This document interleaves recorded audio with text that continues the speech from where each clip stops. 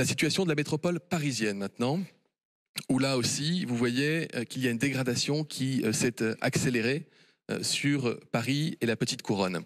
Depuis hier, en effet, dans les dernières 24 heures, Paris a franchi les 3 seuils qui peuvent correspondre à la zone dite d'alerte maximale.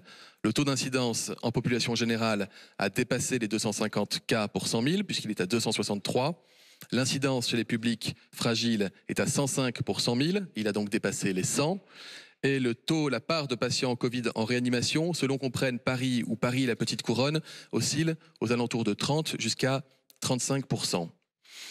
Ce franchissement des seuils, nous ne l'observons que depuis quelques heures. Nous avons besoin évidemment de le confirmer dans les tout prochains jours.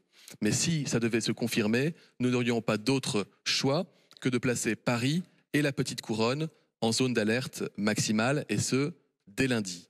Nous réexaminerons donc les indicateurs dimanche avec la maire de Paris et l'ensemble des élus concernés.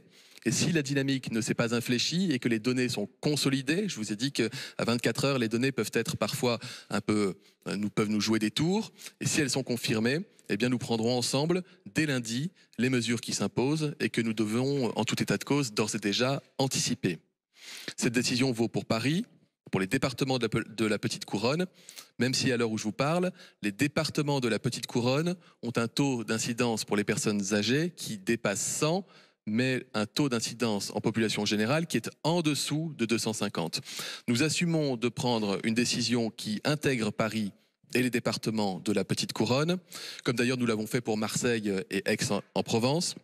Car les mouvements de population, vous l'imaginez, entre Paris et ses départements sont tels que l'évolution en Petite Couronne suit depuis le début de l'épidémie, avec quelques jours de décalage seulement, l'évolution constatée à Paris.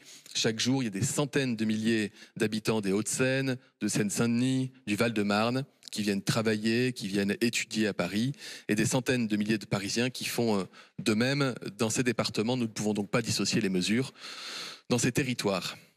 Le passage en zone d'alerte maximale supposera que les habitants de Paris et de la Petite Couronne réduisent temporairement leurs interactions sociales de manière drastique, en tout cas plus importante que ce qu'ils font d'ores et déjà. Plus de fêtes de famille, plus de soirées, fermeture totale des bars. Chacun comprend que dans une fête, dans un bar, la probabilité qu'on soit debout, qu'on soit proches les uns des autres, qu'on ne porte pas de masque, est forte, mais que donc le risque de contamination l'est aussi. C'est ce que disent encore une fois les études, aussi bien françaises qu'internationales. C'est ce que nous observons semaine après semaine en France et dans le monde.